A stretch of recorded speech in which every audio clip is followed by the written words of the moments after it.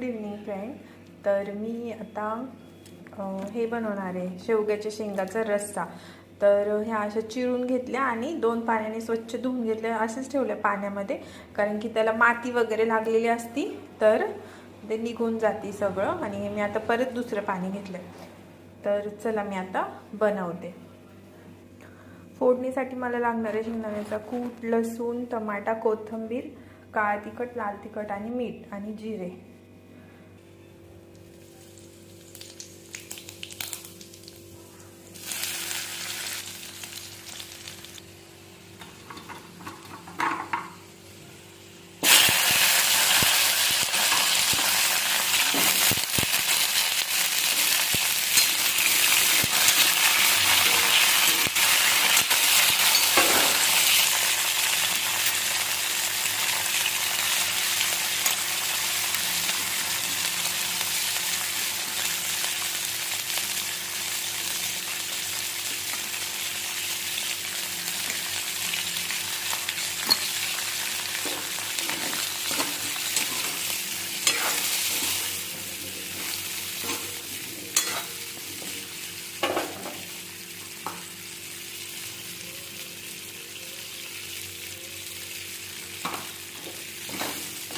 तेलामध्ये मुद्दाम हे टाकलेलं लाल तिखट सगळं करपून गेलं असतं.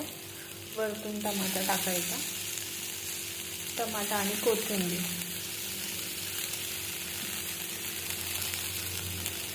याला थोडा वेळ तेलातच वाफवून घ्यायचं चांगलं.